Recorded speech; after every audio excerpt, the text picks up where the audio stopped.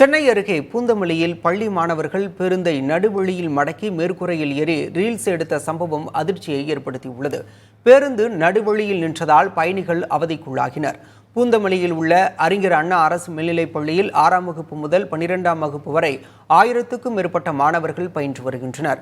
இங்கு பயிலும் மாணவர்கள் பலர் சமூக வலைதளங்களில் லைக்குகளை வாங்கும் மோகத்தில் பல்வேறு சேட்டைகளை அரங்கேற்றி வருகின்றனர். பூந்தமல்லியிலிருந்து தாம்பரம் செல்லும் அரசு பேருந்தை வழிமறித்து மேற்கூரையின் மீது ஏறி ரீல்ஸ் எடுத்து அட்டகாசம் செய்துள்ளனர். பேருந்தில் இருந்த பயணிகள் இதனால் அவதியுற்றனர்.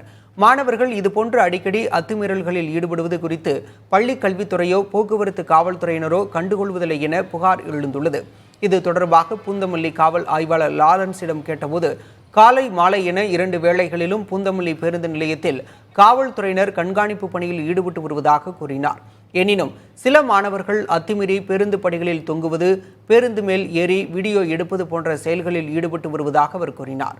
அவ்வாறு அத்துமீறும் மாணவர்களின் புகைப்படங்களை தொடர்புடைய பள்ளிகளுக்கு அனுப்பி நடவடிக்கை எடுக்க பரிந்துரைப்பதாக தெரிவித்துள்ளார்.